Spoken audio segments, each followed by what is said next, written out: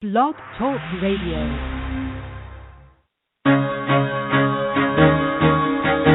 Carol the Coach. Sex, love, and relationships. We talk about it here. Carol the Coach. Compassion with contemporary relevance. I am a psychotherapist. I can be your personal life coach, and I can help you with your issues. There are no problems too small or too big. You can talk about anything. Speaker, columnist, radio TV host, and commentator.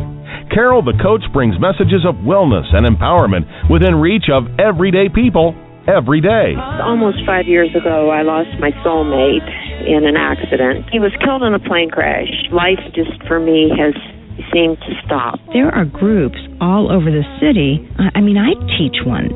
It is a specific way to start thinking so that you shift how you see the world, which then shifts your energy, and then you feel better and you actually see things differently. Carol the Coach, always available too at carolthecoach.com. Now I've got Russell on the line. I'm 47 years old. I'm a truck driver. I'm married. I have a wife in San Francisco. Okay.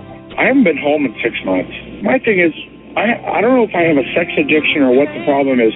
Why do I want what I can't have? And as soon as I can have it, I don't want it anymore. You're right on target when you say, I don't know if I have a sexual addiction. Well, guess what? Yes, you do. And you know what? That's my specialty, Russell, so you're at the right place. Continue. I meet women online, and I'm in a different part of the country. I travel all 48 states, so I love sex. I hear self-esteem issues. You never felt good enough, and you didn't feel like you were getting what you should have then, and you're reenacting that now. Do you want to change that about yourself? You get what you need. And Russell did want to change that about himself. As a matter of fact, he got into treatment. He worked really hard by going to 12-step meetings. He got himself a sponsor.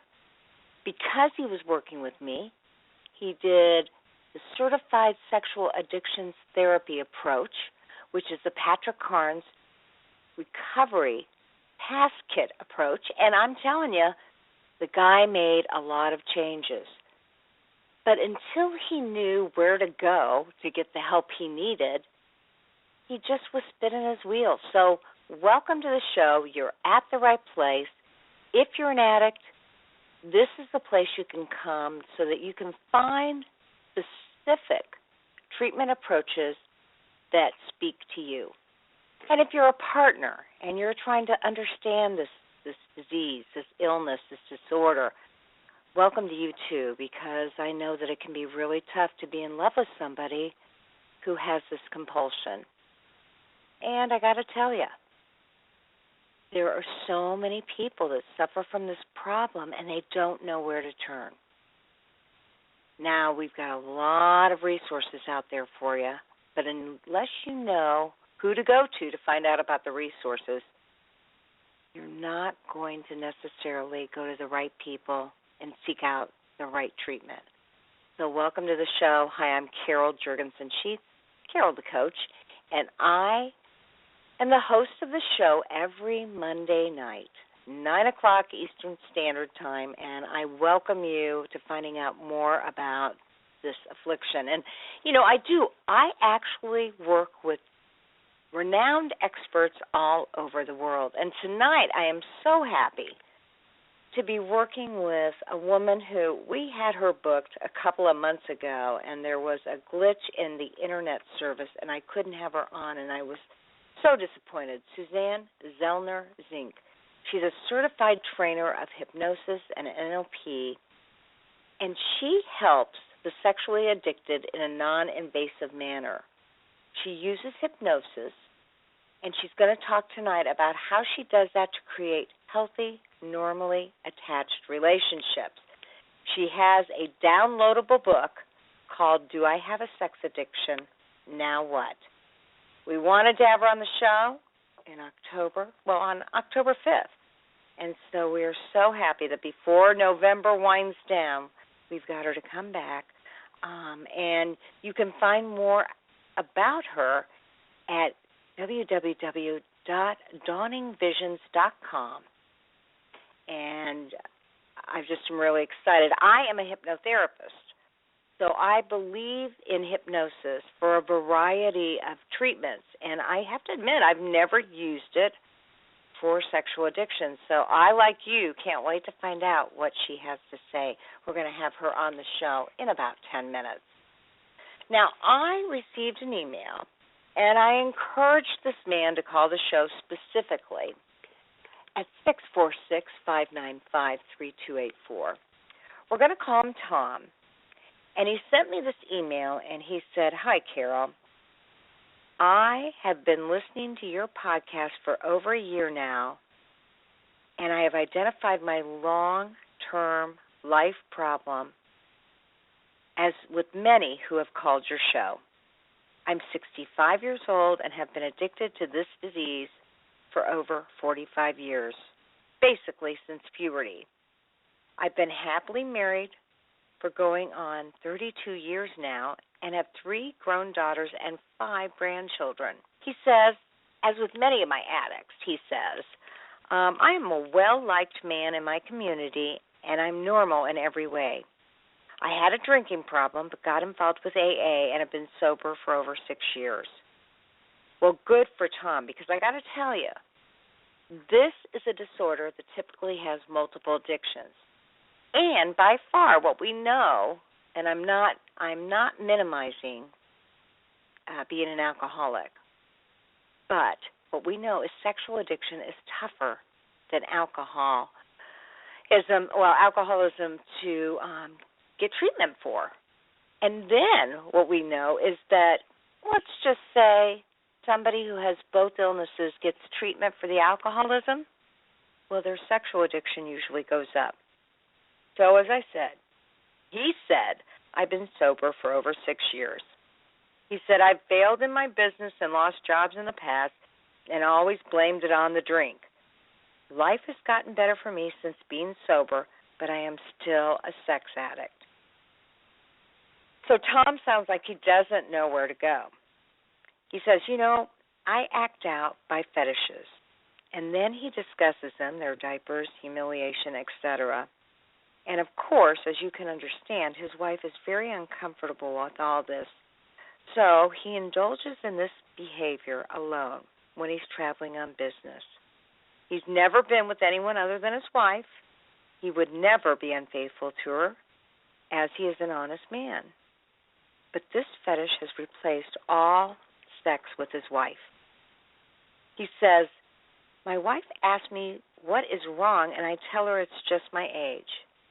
But that's not true. It's that this nasty fetish has ruined all my enjoyment with my wife.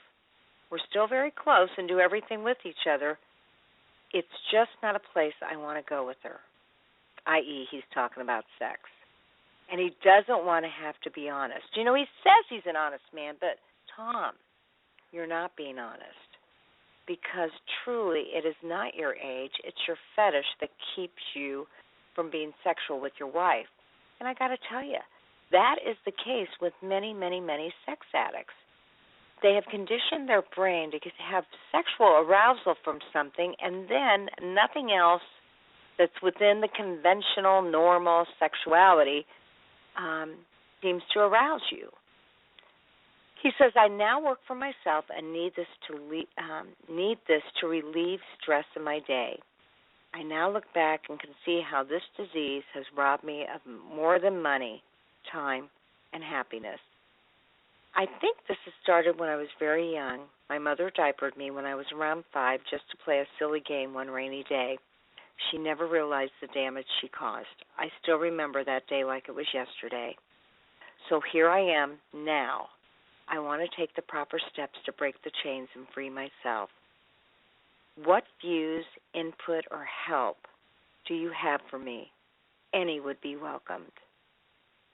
Thanks a lot, Carol. Sincerely, Tom." Well, I am so pleased that, A, you're talking to me about this problem, because there is no doubt that this is a tough situation, as with many other forms of fetishes or forms of sexual addiction. It can be very embarrassing to talk to an average counselor about it, or a pastor. And, you're right. We do not blame your mother. Your mother was playing a game with you, and for whatever reason, it created a special place in your brain that became compulsive. You know, Tom, you didn't tell me if you have any kind of obsessive-compulsive problems, whether you have specific anxiety. But what we know is that oftentimes the arousal template is activated because there's a variety of things going on. It may be a specific kinesthetic feeling that you're experiencing, along with a real hit to the brain, and I mean a good hit, a warm, fuzzy feeling because your mom was playing with you.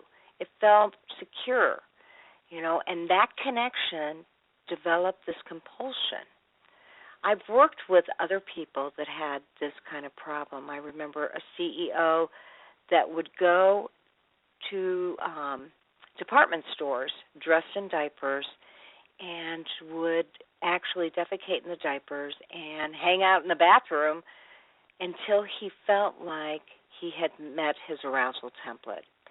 Now, what I would encourage you to do is to go to sexhelp.com, and I would put your zip code in, your state and or your zip code, and find out who is the nearest CSAT to you. And if for some reason there is not a CSAT in your area, a CSAT being a certified sexual addictions therapist, then I would look for somebody who can Skype with you and direct you to the proper resources. You know, some states allow their therapists to Skype, other states don't. But regardless, for instance, I'm not sure Indiana allows me to do that, but I call it coaching. And what I do when I coach is that I help people to get to the proper resources. I talk about, we together may research books on this type of fetish, or I may encourage you to go to a 12-step meeting in your area. And if you don't have a 12-step meeting, and that can happen, you can call telephone meetings. And literally, when you call these telephone meetings, you can be part of a 12-step group that helps you to control this behavior because you're the one who said this is ruining your life. You know, it's affecting your relationship with your wife. You're holding a secret. You're not being honest. And as a result, well, you and I both know that it can be very, very difficult to control this thing. You need recovery tools. Now, I guarantee you that if you go to 12-step meetings, get a sponsor, go to a CSAT, or at least Skype one through sexhelp.com, participate in a fellowship, do your recovery readings, read the essay or the SAA book, do some spiritual readings, and participate in healthy behaviors, you will get healthy. And I'm glad that you are not participating in any extracurricular activities that involve other people. But you know, this is an insidious problem because you're saying to yourself, this isn't hurting anybody, I'm not cheating on my wife, I'm just participating in a behavior that she would not allow me to participate in. And that is a rationalization, and it's a justification, and it's not going to take you to the place you need to be, which is you need to develop intimacy with your wife. And this behavior is interfering with it, so it's not a healthy behavior. So I highly encourage you to do the work, get with people who really understand all these types of behaviors and work on this issue. And I know, Tom, that you can do it. You started by calling me, well, not calling me, emailing me, and, you know, I did encourage you to call me, and it was just too difficult for you. I get that. So I wish you the best of luck. Keep me posted on your progress, and I promise you it will be different if you follow the recovery tools and get yourself with the experts that can help you. There's no problem too large that we can't absolutely get you to the right places and right resources and change your life forever. 65 is not too old. So don't let your age stop you. Let's live the next 25 or 30 years with quality intimacy, because you know that this kind of thing does interfere with intimacy, and it has created an intimacy disorder. And besides that, Tom, your wife, she deserves that closeness with you. I'm not guilting you. I'm just telling you it's not just about you, Tom. It's also about her, too. So thanks for emailing me. I really appreciate that. And as I explained earlier, we're going to have just a wonderful guest on. She's going to talk about how hypnosis can make a difference in sexual addiction. I'm glad to have you all listening to the show. This is the only show that talks about sexual addiction on a weekly basis, and so I promise you that you absolutely can get your needs met and make it work. So I'm Carol Jurgensen-Sheath, and we're going to be talking about, can hypnosis really work to alleviate sexual addiction, or at least help you manage it? And that is a new tool that many people don't even know about. So welcome to the show. I am speaking with the expert in hypnosis and sexual addiction. How are you, Suzanne? I'm doing fairly well, except I do have to let you know I have a little bit of a cough, so hopefully it won't be too bad, but we'll get through it. All right. Well, I was so interested because I had received a flyer/brochure on the fact that you were helping people with sexual addiction clear many of their impulses through the use of hypnosis. And so I definitely had wanted you on the show. Can you tell me a little bit about, well, what is your definition of hypnosis? Well, hypnosis is nothing more than bypassing the critical faculty of the conscious mind, the part of the mind that reasons, rationalizes, judges everything. Mm-hmm. And then we go into the unconscious mind, which takes everything quite literally. So if anyone's had children and you tell your children something, they'll take it literally. And if you tell them don't do something, they're going to do it anyway because it doesn't register. So that's a pretty basic definition of hypnosis. So would you say that hypnosis works with the conscious mind, the subconscious, or the unconscious mind? It really works through the unconscious and the superconscious mind, actually.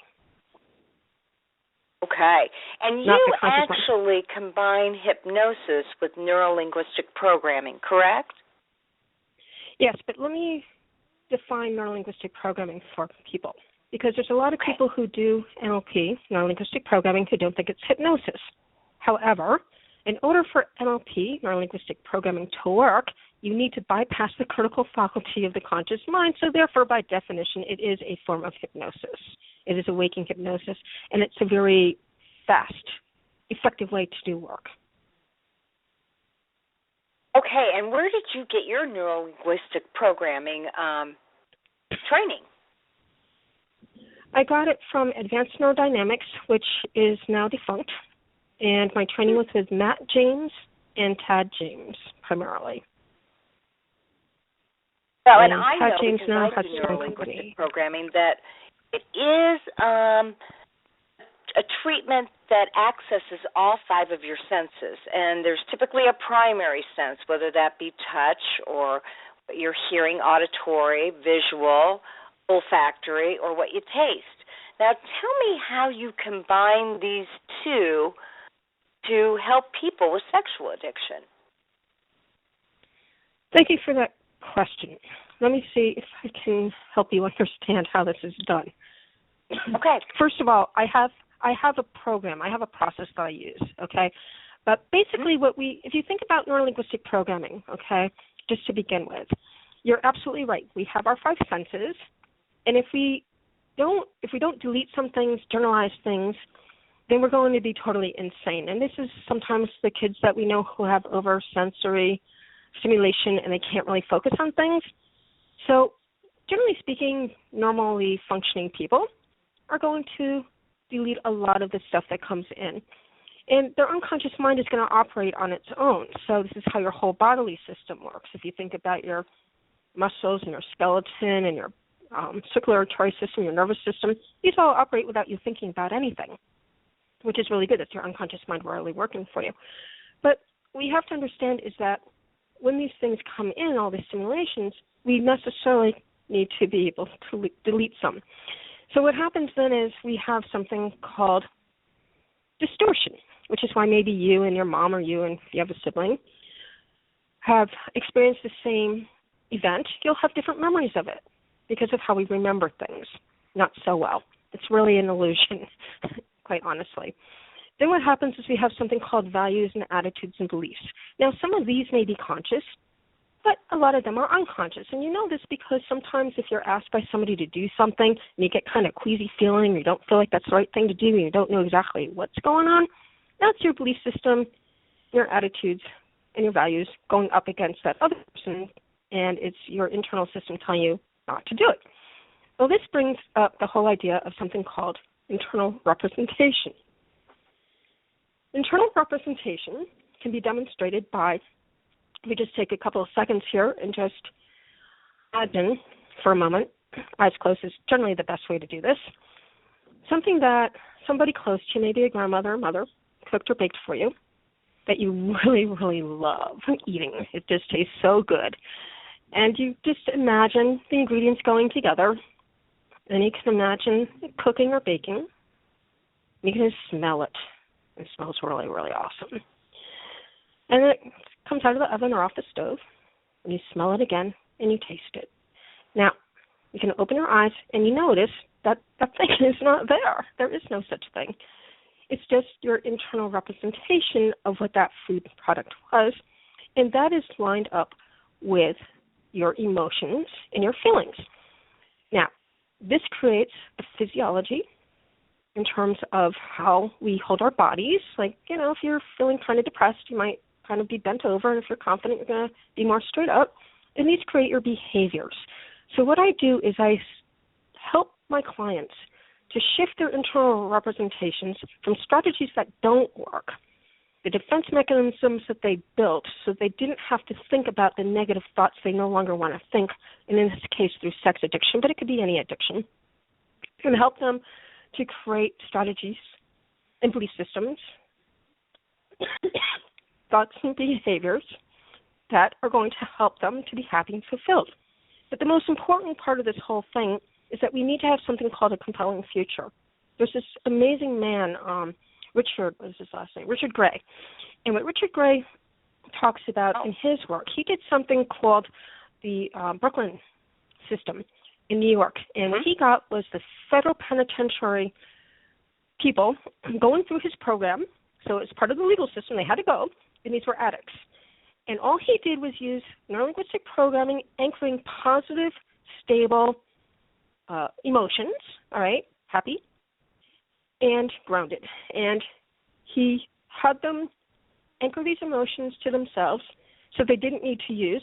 And he talks about the idea of matching that up with their compelling future so they don't have a reason to use, because there's one of three reasons that people are going to stop their addictions. The first is to get out of the theater, like if they're at war or in a very abusive relationship or household or whatever, get out of it. Most people are going to stop their addictions right there. Religious conversion, we hear about that a lot in the jails, and that does absolutely happen. And the last one is to have a compelling future, something that is more meaningful to these folks. And it has to be something that they're doing for the world at large, not just their families, for them to have a compelling future that's big enough to let go of their addictions. So I take all of these principles and I work with them along with the whole process of letting go of negative emotions, limiting beliefs. I do the inner child work with them. And, of course, we have to have sessions with addictions because, of course, this is an addiction. So we do some hypnosis sessions for them and then 4 NLP sessions as well for the addictions. And then we have to work on boundaries. because they don't have boundaries, right? So they have to learn Right. how to love themselves first. I always tell all my clients, you didn't come out of your mom's vagina hating yourself, so you can learn how to love yourself. Fall back in love with yourself first, and then you can learn how to love others. So that's kind of a quick understanding of how the program basically works that I do. And it okay, and will you go over those three things one more time? Which three would you like? Three things that actually contribute to, I mean, one you said that I was writing that down. You were just referencing the fact that there are three elements that typically people experience. Are you talking about in terms of helping them let go of their addictions? Those three Absolutely. things? Okay, so the three things are this. First of all, if you get them out of the theater, the place where it is, that they're feeling abused or at risk or threatened. So if you have a guy over in a theater of war someplace, or you have somebody, like maybe a woman, who's feeling abused, or a kid who has no control in a household that's abusive, get them out of that environment, number one. Okay. Number two, religious conversion. This is when people find God, Allah, whatever. And this allows them to let go of it as well. And in fact, interestingly enough, I have a niece who actually did this. She was having issues not with addiction, but with personality disorders and manic depression, as far as I can gather. And we were raised Jewish, and she's actually a Jew for Jesus. And she actually was telling my sister, who's 5 years senior to me, please don't make fun of me. This is really helping me. And it is helping her in a lot of really good ways. So religious conversion. And then the third is a compelling future, which means creating something for your future that's more important than you and your family, something where you're adding something to the world for having been here. So as long as you're doing something of true value and something that fulfills you, all of a sudden you don't need the secondary gain of being ill, addicted, whatever. You can let that stuff go. Got it. Okay, now I'm rocking with you. Okay. So continue. You've got to be able to then find one of those three elements that's going to appeal to the person, that will help motivate them to want to get better. And that's before the hypnosis, during the hypnosis, or after the hypnosis? It's during their detailed personal history, and I always use a compelling future. It's the only one I have any control over. So what I do is we do the detailed personal history, which tells me quite a few different things. The first thing is I find out what all of their negative emotions that I need to clear. Because if someone has depression, or someone has, I had an eating disorder person come in to see me, and she wasn't eating, so we were able to clear that. That got rid of her anorexia, believe it or not. If I know how to deal with that, that's the first thing. The second thing is all the traumas that they've undergone, because people don't go into addictions unless they've been traumatized and feel very bad about themselves, all right? So we have to deal with all the traumas. And we use a very simple neurolinguistic programming technique to desensitize it, and then we do something called rewrite history, so that the really bad ones, we can have them rewrite it. So they'll do it in black and white, when they go through, and we just keep having them go faster and faster and faster, playing this movie of this event in their unconscious mind until it's blacked out. And then I'll have the really hard ones. I'll have them replace it with something that's more positive for them, and they have to tell me what it is before I allow them to run it, because I want to make sure that it's going to work. And then they run that at regular pace 5 or 6 times in color. And then what that will do is that will get them to the point where that event is no longer an issue at all. It just totally, it wipes it all out so that they don't have any negative content toward those events. And then we have to do losses. There's a lot of times when these people have had bad relationships, or maybe they lost their parents, siblings, friends, whatever, due to their behaviors, or maybe due to death, who knows. And we need to handle that stuff so that they can come to terms and do that inner healing. And then I do an inner child healing with them at the different stages of loss, so that their child can explain to them why it was that this happened, as best the child can understand it, and then how the child got through all these losses and all these hard times, which really does a lot of healing. And there's a whole process I do that allows them to do it, but it goes very fast in most cases. Then we have to do limiting beliefs, because they have this belief that they can't move on, right? So we have to do that. So I have to get the beliefs from them. which I actually do in the hypnosis, the first hypnosis session. And then I get the compelling future. So the question that they need to answer, there's two of them actually in this case. The first one is, what is it that they're not receiving, which if they got it, the problem would disappear? So in other words, what are you not getting that you need to feel whole and complete? And the second one is, how do you know that you have an undeniable experience of having achieved these changes you're looking for? So that's the difference in their behaviors and their thoughts. So I have a plan from A to Z in terms of what I need to deal with in order to get all these things taken care of in terms of the treatment. And then what we do is we do the hypnosis, and it's actually more like metaphors and talk therapy after that in a way, where we're actually working on boundaries, having them have hard conversations with the people in their lives so that they can gain control of their life. So it's not about running away to the sex addiction in this case. It's about being able to say, you know, I really like you. However, I need these things to change so it can work better for me. And I give them these homeworks, and I give them some non-linguistic programming and languaging to use so that they can get what they need from these people. Anyone who cannot do this for this person after one or two tries, they are expected to drop that person from their life. And I don't care if it's a sibling, I don't care if it's a parent, I don't care. That person is toxic to them, and therefore they need to let that person go, and they can fill it with somebody who's better for them. And I have this like really cool thing that I do with them, and I don't even know how I came up with this, but one day with a client I came up with it. And so I have them make a list, and the list is like this. Family. Family's not necessarily biological. Family are the people you can rely on. When you need somebody, they're there. No questions asked. That's family. Then we have something called friends. These are the people that you share interests with, do stuff with, and you can rely on them for certain things. Like I had a couple of friends who would take me to the airport at 3 or 4 o'clock in the morning if I was going over to Africa or Australia or something. You know, these are highly unusual, fabulous friends to have, and you share things and you really like them and you love each other. And those are friends. Then you have acquaintances. These are people you might share some interests and values with. You don't know them that well, but they're in your life. And then you have what I call leeches, Leachhes. These are the people who have so many problems, they want you to dance around their problems. You don't need these people in your life, or the people who are really angry and are toxic to you in this way. And they don't have to be mad at you. They can be just angry, hostile people with everybody else in the world making everything wrong so that it's not fun being with them. These are the people you want to drop out of your life. So I teach my folks how to create healthy, positive relationships, first with themselves and then with the people in the world. And then with the sex addicts, they need to learn how to create healthy, loving relationships and learn what love actually is, how it works, how you demonstrate it, that you need to work at it, that you need to not take things for granted that people do for you, and these kinds of ideas. All very, very, very important. And they're held accountable for doing all their homeworks. They all come from their unconscious mind in terms of all the stuff that comes out from the work that we do together. And miraculously, so now real quick, because obviously, right, sex addicts have difficulty with boundaries. Can you give me an example of a boundary that you've worked with, specifically with a sex addict?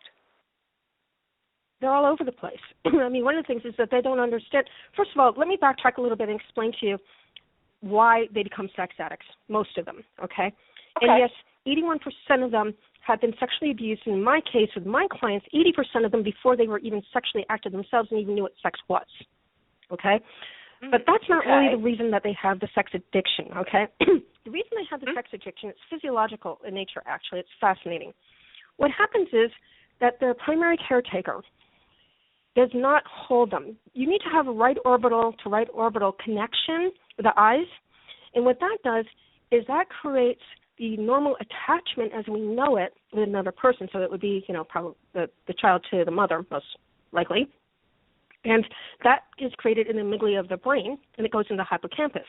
Because they don't get that when they're infants, they don't develop what we call normal attachment. So a big part of this process is teaching them how to have these attachments so that they work and that they can be loving, caring people. The big part here is that they need to understand that for most of them, this isn't even their fault. This is something that happened when they were infants. However, once they understand they have a problem, it is their responsibility to take care of it, so it's no longer an issue. So this is something that I believe most people who don't research this stuff would never have any idea of. And I do believe that if the world at large understood this, they would stop blaming people for a problem that they didn't create for the most part. Yeah, so in other words, they're victims of their environment, and you're teaching them how to become survivors and how to grow from it and reattach and develop healthy relationships. There is no survivor on this planet that has a quality of life worth living. They're quality of lifers. These are people who have functional, happy, loving, fulfilled lives. They're fulfilled. They're happy people. Very interesting. Because my clients, if all you're looking for survivorship, you don't need to come to me. I mean, dealing with the problem is 20%. Dealing with the compelling future is 80%. And I tell my clients, if you're going to commit to working with me, you're going to have to do your homework. And we're going to have a compelling future that is so compelling you no longer need to have that problem to get whatever you don't want to think about, to stop being primary in your mind, because your mind can only think one thought at a time, right? So if you're busy masturbating or having sex or whatever, you're not thinking about your negative thoughts that are in your head, right? It's depressive. Second of all, you need to be a person who actually understands that you have a value in this world that is worthwhile, that is worth the time to actually do this care. Because if you don't feel that, what is the point of doing the work? Because this is the other thing that one of my addicts pointed out to me. It was a drug addict in this case. But you spend so much time with the addictive behavior, what do you do if you're no longer having the addictive behavior? You need to have something of value to put into that time space. So it's very important. It's like when people do smoking cessation.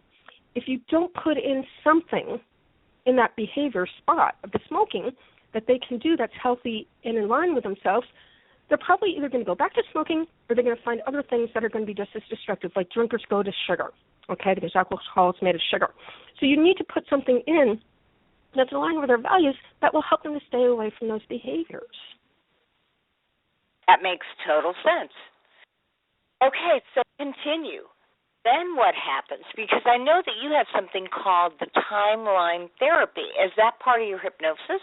Yeah, timeline therapy. Okay, so Pat James actually created this when he did his PhD in hypnosis. And there was a book that he wrote on it. I can't remember the name of the book, and I don't have it here with me. But anyway, it's very interesting. What happens is this. When you have a negative emotion or you have a limiting belief and you get a positive learning, Learning, learning, something that you learn that's positive off of it, guess what? It disappears. And you can do this in very, very quick time. So what happens is the process is they go back to the very first time that they ever experienced this negative emotion. And we start with anger, because we don't want to be around angry people, right? Get rid of that. Plus, this is the first one that shows up. So you deal with this. And they'll go back to the very first time they ever experienced it. Now, this is where it becomes very interesting. When you're dealing with the unconscious mind, this is all we care about. The unconscious is what's driving us. That's why we do the things that we don't want to do, and we're not doing the things that we really want to do or should be doing, right? So what we need to do is we need to go back into time to when this first was created, and it could be based on genealogy. It could be due to past lives. So if the unconscious mind believes in unconscious, if the unconscious mind believes in past lives, they'll bring up past lives, even if their conscious mind doesn't believe it. And I tell my clients, I don't care what your conscious mind believes, because if it was believing things that helped you, you wouldn't be here, would you? And usually they'll say that's true. So we just go there. And then we go into the whole thing of bringing them back to that time. So they'll float above what's called the timeline. We have to help them elicit it, teach them how to do that. We go back into time, and then we just basically have them get the positive learnings on each of the negative emotions. And as I said, we do each emotion separately. So you go anger, sadness, fear, okay? And then I figured out that I can do this with the different presenting problems as well and help them get rid of them, very interestingly. Then what you do is you have them, after they're done doing that, you have them past pace it. So you have them think of a time in the past when they had that negative emotion, and I ask them for a new response to that negative emotion at that experience. And what they're going to do is they're going to come up with a new response, and they have to tell me what it is, because, again, I want to make sure that they're getting something new and that's something that's going to work for them, right? And I'm not just redoing something that's going to make them victim, because if you're a victim, well, you don't need to be working with me. So absolutely. They need to, thank you. So what they need to do is that they need to get a positive learning or two. I found that kinesthetic people who feel a lot, they learn by touch, and they are very deeply emotional. They take more time to process everything because they don't even know what their feelings are. They can't put them into words, so they get in touch with their feelings, and then they can put it into words. So auditory, audio, digital, and the visual people don't have this problem. But the kinesthetics get way more out of the work. It's very interesting. So we do that with them, and what happens is, lo and behold, they're cleared of these negative emotions up to now. So that acts kind of like if you put someone on an antidepressant that actually works for them, that they have a baseline where it's no longer about, no, I can't do it, but, right, and they come up with their excuses. All of a sudden you have a baseline where you can actually do all this other deeper work with them. A lot of it is done in hypnosis. The inner child work is done in a pretty deep hypnosis state. The forgiveness work is done in a deep hypnotic state. And then what we can do from that perspective is we can help them with their boundaries, which they're going to be doing out in the world, from a point of view where they're feeling pretty whole and pretty complete at that point. Sex addiction, to help someone clear sex addiction, on average takes 4 to 6 weeks when they work with me. That's all it takes. And the only reason it takes that long at all is because I have to do the 4 addiction sessions, and I need to have some time to work with them on their boundaries. But pretty much that's as long as it takes. It's all done. Okay, so you have just really gotten this protocol worked out. But tell me a little bit about the difference between somebody who says, I'm a hypnotist and I can work with your problem, versus a hypnotherapist. There really is no difference other than the state that you live in or the country that you live in. In some states like Connecticut, I think Iowa, Florida, you can't call yourself a hypnotherapist unless you are a licensed practitioner of some sort, meaning, medical, nurse, social worker, mental health worker, something like that. In Massachusetts, California, they don't care. So in both the states that I've lived in, no one cares. Otherwise, there is absolutely no difference. It's really okay. So really obviously, you're a hypnotherapist, and tell me, what I'm not made you decide to develop this approach specifically for sex addicts? Okay, so let me correct the first thing that you said, and then I'll explain the second one with the sex addicts. Okay, the protocol. So basically, I can call myself whatever I want here in the state of California, as I could in Massachusetts, but I'm not calling myself a hypnotherapist, because if you think about the old-time hypnotists, they weren't hypnotherapists, they were hypnotists. And I like to give credit to the people of my lineage, and the people who came before me. Many of them didn't have any kind of therapeutic background at all. They were lay hypnotists. They studied this stuff. They learned how the minds worked. We have Dave Ellman, who taught the doctors and dentists from his stage hypnotist stuff where they met, how to help a woman give birth without feeling anything, from basically her chest down to the bottom, popping out babies easily, both with while they're asleep in trance. He could do it both ways, to helping kids get over fear of having injections. And he was a lay hypnotist. So I align myself with these people. I don't have a degree. I don't want a degree. I do find myself. Answer to your second question, how did this happen? Very interesting story. I had this kid, and I can use his name because he wants me to use his name. His name is Antonio Martin. And he came to me when he was 16 years old, and his problem was that he had actually been in a program from the time he was 5.5 for inappropriate sexual behavior. My hypothesis at the time, when his dad had called in shock when this program had told him that his son was a pedophile, which is totally impossible because he can't be 16 years old, never penetrated anyone, and be a pedophile, problem number one. But number two was that he was actually adopted by this family when he was 5.5. And what happened was he was starting to be inappropriate with the 2 younger adopted siblings, so they put him in this program. He was spending more time in the mental hospital than he was in school in the program because they had him on so many medications, and they never, ever told him what the problem was, or they never actually listened to hear what the problem actually was. So this was his problem. His problem was that he was very angry that his mother abandoned him. No one, until they came in and did the detailed personal history, the parents were to come with him for all his sessions, which they did. And that's when the mom told her son, your mother died of AIDS when you were 6 months old. Well, a death is a little bit different than thinking that you were dumped in some foster home someplace, right? And so this kid was in 4-point restraints and programs since he was 7 years old up until he was 16. They had told him at the age of 16 that by 18 he'd be dead or in jail. And his father was a very smart man, and he had actually gone out and researched for 5.5 years how to help his son. And he had taken James's course. We had learned about timeline therapy, and he basically came to me just to do timeline therapy. But it was Antonio who actually taught me how to do the things that I needed to learn how to do. Plus, the other thing that was very interesting is he is the first person who said, his dad was in the place, in the session with me, when I did the forgiveness work, he said, Suzanne, I have something else I need to do. I said, what's that, Antonio? He said, I need to ask my family for forgiveness too. So we went through all the family, and he just did this in his own mind, like chair therapy would be done, just imagining them and talking back and forth in the hypnotic state. And then his dad was there, and I kept him in the hypnotic state. Dad was in an awake state, and he did this with his father. And his father came back and said, Antonio, I just want to tell you I am so sorry for everything you've had to go through up to this point in your young life. And if there's anything that I or your mother have ever done to make things harder on you, I want you to let us know. And if we ever do anything in the future, please let us know. My God, I was like tearing up, I mean, this is the kind of stuff that can happen. And then I had him get up out of the chair, still in trance, and hug his father, first time, because he was healed at that point. I was also pretty good at hypnotizing, because I told Antonio while he was in trance, I said, the only way that we can make sure that we can help other kids in a similar situation and other sex addicts is for you to know that you're never going to act out inappropriately again in a sexual manner.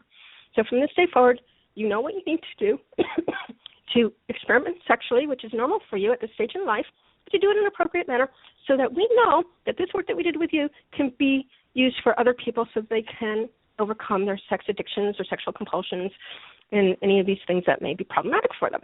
And that kid never had a problem since that day. And his testimony with his name on the bottom is right on my website, dawningvisions.com. And I have 3 testimonials actually on him. There's one from his mom right after we did the work, from his dad a year later. And he did his actually before I came out here to California in 2015. What was it? It was like 8 years after I had worked with him. Yeah, 2010, so 2011, that would something be like that. Your website at www.dawningvisions.com? Yeah, you don't even need the www. It's just dawningvisions.com.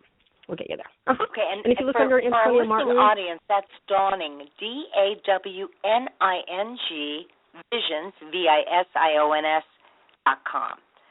So his testimonial is on your website.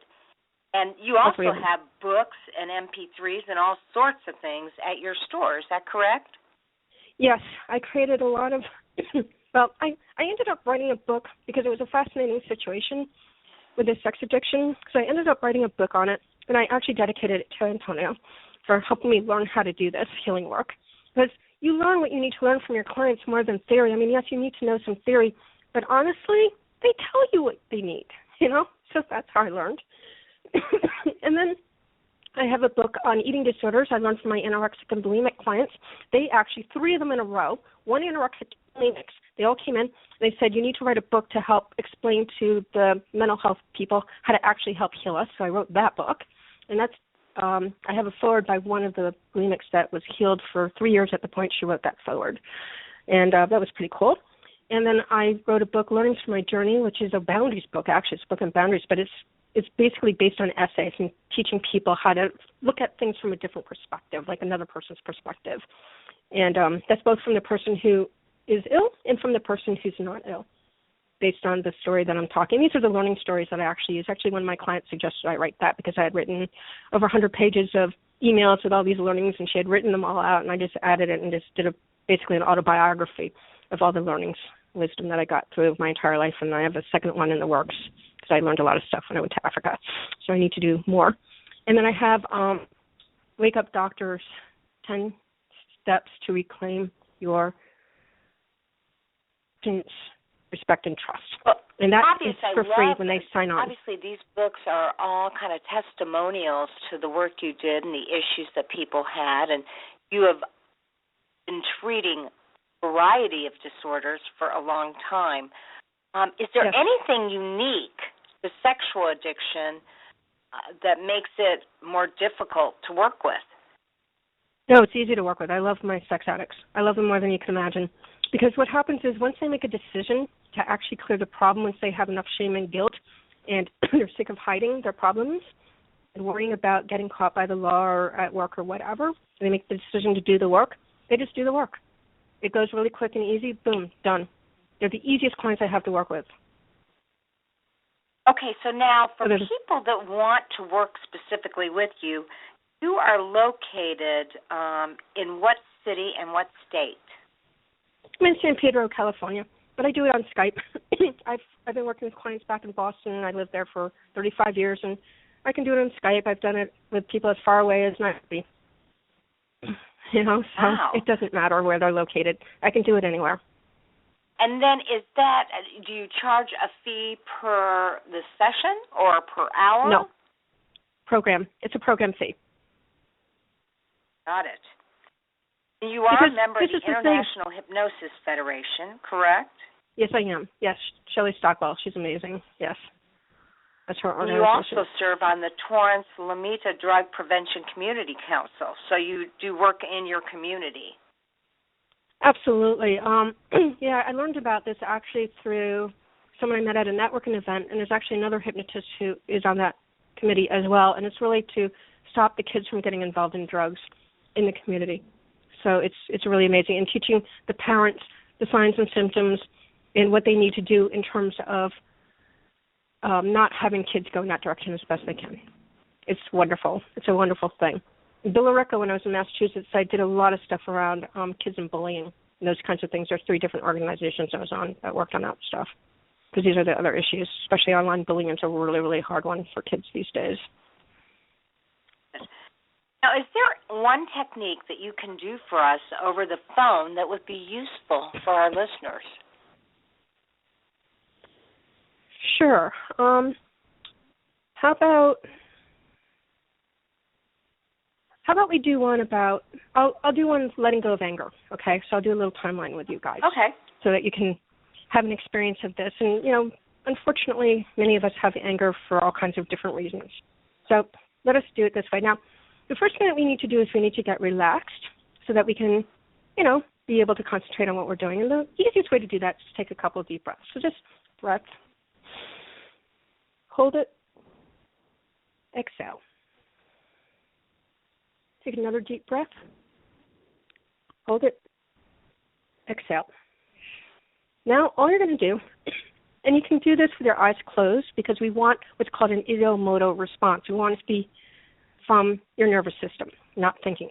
So the first thing that I would like people to do is I'd like to think about something that was happy and pleasant from their past, anything at all, and I would like them to use the hand with they write with, just point their finger, the index finger, in the direction from where that event comes from. And the way that you do it is you just do it. Wherever it lands is perfect. So just do that first.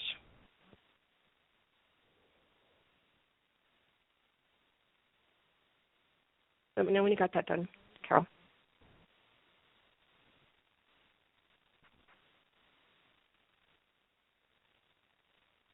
Got it done. Good. Now what I'd like you to do is I'd like you to think of something positive and happy that you're looking forward to in your future and point in the direction from where that comes. Let me know when you got that done.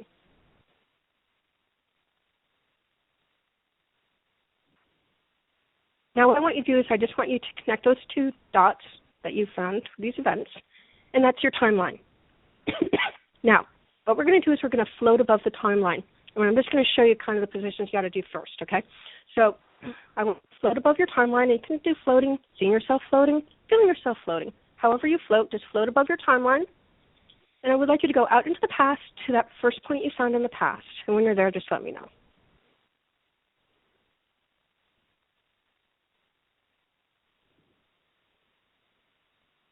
I'm there. Great. Now what I want you to do is I want you to go further above your timeline and further into the past. Just do it a little bit. When you're done, let me know. Float anywhere I want in the past? Further? You're going further out into the past. Earlier. And further above your timeline. Got it. Good. Now, I'd like you to float back over now and into the future. When you're in the future, at the point you found, let me know you're there. Okay. And then float into now, and your eyes closed. Got it. Okay, great. Now, what I'd like you to do is I'd like you to go ahead and answer a couple of questions for me, okay? The first question is, would it be okay with your conscious mind to let go of the negative emotion of anger and to be consciously aware of it? Does that work for you? Absolutely. Great. Now, if you were to know, and only if you were to know, the very first time that you experienced anger, was it before, during, or after your birth? And then tell me the first thing that pops in your head. Before. Okay. And if you were to know, was it while you were in vitro, or was it in a past life? Or was it genealogical? Okay, ask me that again. Were you in utero, in your mom's uterus? Yes, in utero. Oh, okay. What month?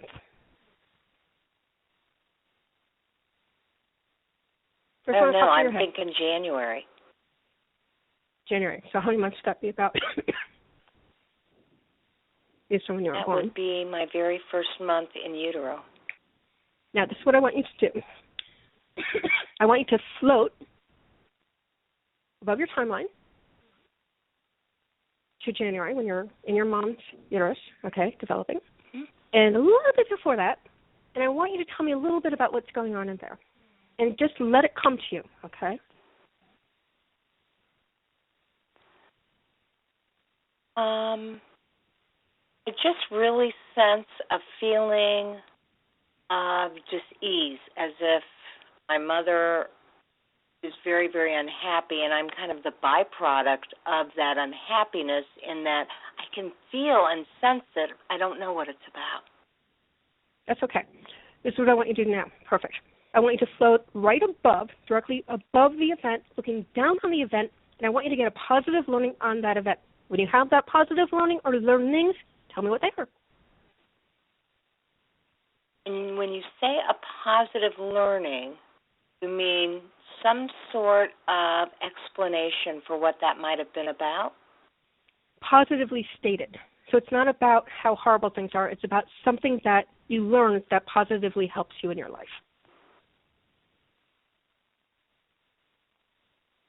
Okay. So when you have it, or them, let me know what they are. I feel like the image, the thought, feeling that popped into my mind is that I learned how to detach immediately from that experience and provide some safety for myself. Okay, cool. Go ahead and see if there's any other positive learnings for you there. I'm not pulling up any. Okay, so now we're going to test this, okay? So what we're going to do is we're going to go a little before that event, like 15 minutes before that event, okay, when you're in utero. And I want you to notice if there's any anger there or if it's disappeared now.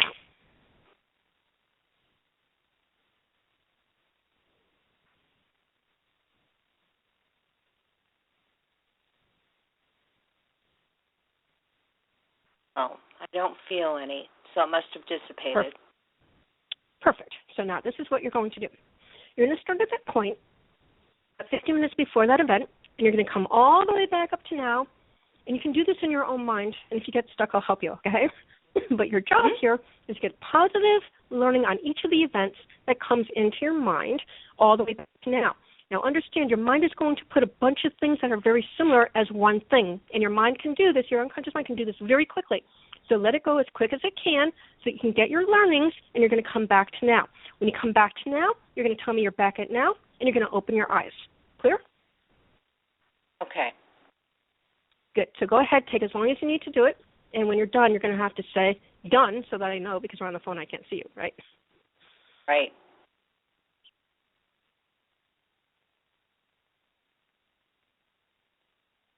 Done. That was quick. Now, what we're going to do is you're going to tell me the themes, THEMES, that you got from your learnings, your positive learnings. Tell me what those were. I sense that I got a lot of strength because I learned how to protect myself as well as to detach from that feeling so that I was no longer affected by it. Perfect. Now, what I'd like you to do is I'd like you to close your eyes again. I'd like you to go into the past at a time and an event that you had picked up at the past, that there was some anger, and I want you to say you're going to have a new response to it in the past. When you have that new response, tell me what it is.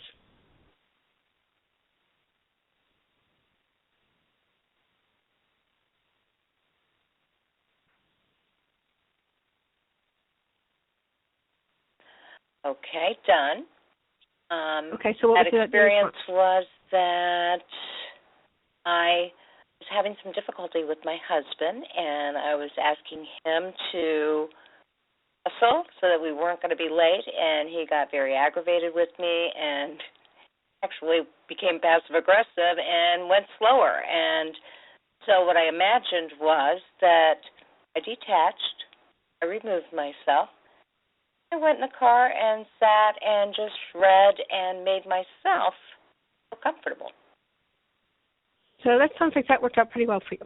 So that's great. Now, I'd like you to take an event that happened in the past that can happen again in the future, another one, okay? And I want you to tell me your new response out there in the future.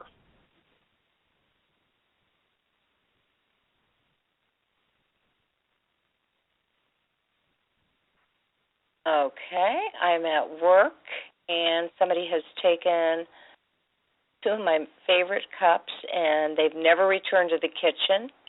And I immediately tell myself that I must have needed those cups better than I, and I turn that anger into generosity and let go of that attachment to those cups.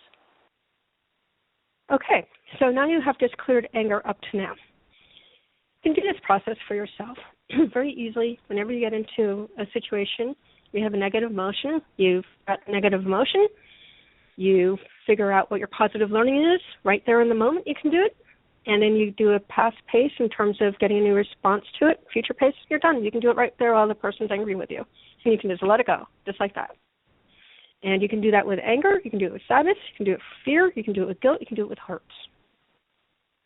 Same process. And what about shame for our listeners who are just so riddled with shame? Yes. And they do it with shame. You can do it for shame too. Well, guilt and shame are very close, but yeah, you can do it for shame if you want to. Sure, it's a negative emotion. In fact, you know, my anorexic, which she had taught me, who's now no longer an anorexic for ages now, it's 2005, she actually had done this entire intervention with her for eating disorders, which is a little different. But she asked me, she said, Suzanne, I never liked eating, ever, and I don't know why. Could you do that negative emotion thing that you did with me so we could figure out what's going on? And I did it with her. She had been a pre-med student into a Russian literature student at Harvard University, and she had like a 3.87 QM in pre-med. So we're talking a very bright woman here, okay? And so we did it. Come to find out that if you can imagine those chairs that kind of go like underneath the table that you put like toddlers in to keep them still, she was in one of those, and she had seen her parents shoving oatmeal into her face from butts. They were both doctors. It was from that point at 2 years old that she had made a decision that food was something she did not enjoy. At 19 years old, it showed up as anorexia. Interesting. We blew that out. That's very interesting. And, you know, I also thought it was interesting that I answered in utero because that is a concept that is very foreign to me. I don't know why I said that. Your unconscious mind. It's not mind. like I believe I have all these memories from in utero, but you told me to go with the very first thing, and that's what happened. But I tell you, I don't care about your conscious mind. Fighting, but it's coming up for you. Mm-hmm. Because when we're doing neurolinguistic programming, not timeline therapy is a form of neurolinguistics, which is hypnotic. So I'm working in the unconscious mind. So yes, I want you to trust your unconscious mind, because your unconscious mind is where we have to make the change if we want permanent change. It's the way it works. Now, let me teach you something else that's very interesting that most people don't understand. When we're dealing with people with their unconscious mind, the most important prime directive, meaning the most important thing that our unconscious mind is there to do, is to protect us from those things that our conscious mind cannot handle, i.e. repressed memories, okay? Now, if it's doing a really good job at keeping us addicted to whatever, doing whatever this I don't know, psychiatrically diagnosed, whatever it is, thing that we have, that I don't use these terms, but, you know, they do psychology or whatever. Mm-hmm. We have to understand that our unconscious mind is doing a really good job protecting us, usually in a way that we have outlived that usefulness. So how do you bypass that? Well, thank God I was trained by people who are very much into esoterics, because what I learned was if you bring people into their higher conscious or their superconscious, the Jung's idea of the collective unconscious, and I just ask them, what is their divine, you know? Is it God or is it the universe? I don't care what they call it. It's whatever it is. We're going into their view of the world. That's what we have to do. We have to enter their model of the world. So we go there, we bring them up to their superconscious mind, and then I'm working superconscious to superconscious with them So the unconscious mind is no longer in the way. And that's how I get extremely excellent results with my clients, because I go a step further, working with spirituality. Well, you obviously have a wealth of knowledge, and you've studied with some of the best. Unfortunately, now we have to end, and I know that you had a special opportunity for our listening audience. So I was wondering if you could share with them free gifts that you have if they sign up for your newsletter. Yeah, there's actually 5 free gifts, but I think the most important one, I mean, some of them are aimed toward, well, for the sex addicts in particular, there is, if you sign up for the newsletter, and you also get the podcast I do weekly as well, there's actually the first part of my book on sex addiction is there, and in there's a quiz for them to take based on actually the DSM, the Diagnostic Statistical Manual's protocol, what creates an addiction.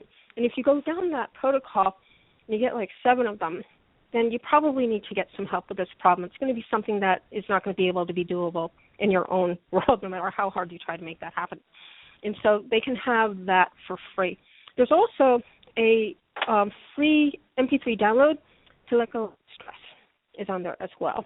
And there's some other stuff on there. I can't even remember what else. But there's 5 free gifts in total, plus the book, Wake Up Docs, which they'll get into their emails in 10 sections. Well, I have to tell you, this has been very informative. I love the work you're doing. I am speaking with Suzanne Keller-Zinck, a certified trainer of hypnosis and NLP.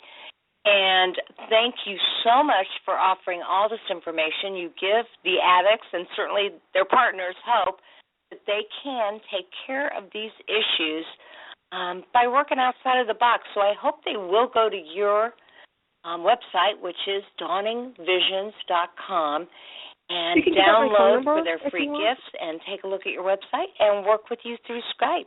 Thank you so much, They can also call me. They can call me, too, if they want to, at 781-315-1719, and I'd be more than happy to answer their questions and see if this is something that would be workable for them, because it's not for everybody. It's for the people who are ready to let go of their problems now. If I have a guy who's more interested in telling me about his sexual things or his happy ending massages and how beautiful his dick is to the massage therapist who got an extra amount of money for finishing it off, I'm not interested in working with them. But the ones who are ready to go, those are the people who are my clients, because I will get them through the process very quickly and very effectively, but they have to be ready to let it go now.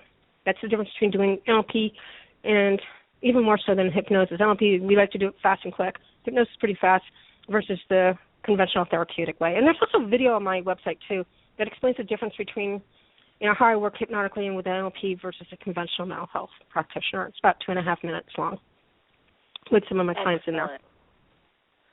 Well, and so I really appreciate your opportunity to talk with them, to work with them in workshops, to have provided books for them. And I wish you the best, and I hope to be talking with you again. Anytime. I am so happy that you called so that I could get this information out there, because my feeling is that I want people to have happy, healthy relationships. And if you are married or if you have children at home, especially young girls, and you're out there doing these things, you need to stop doing these things and get your family and be congruent. That's the only way you're going to be happy and fulfilled. And this is a way that I know works. And so far it's worked 100% for every guy who worked through my program. If they stopped in the middle, they don't count. But every single one who worked through the program, they are all clear of it to this day, as far as I know. And I did follow up with all of them. Excellent, excellent. Well, thanks, Suzanne, and we'll talk soon. You got it. Thank you so much for this opportunity. You're welcome. All right, I was talking with Suzanne Keller-Zinck, a certified trainer of hypnosis and NLP. You heard her actually saying that she would guarantee her work. If you do the work and follow it directly, she'll guarantee her work for you. So it's just another opportunity to work outside of the box and try some things that will help to alleviate the urges and cravings and the sexual addiction itself. Now, I look forward to working with you week after week after week. As I say at the end of every show, there will only be one of you at all times, so fearlessly have the courage to be yourself. We'll catch up with you next week for more Sex Help with Carol the Coach.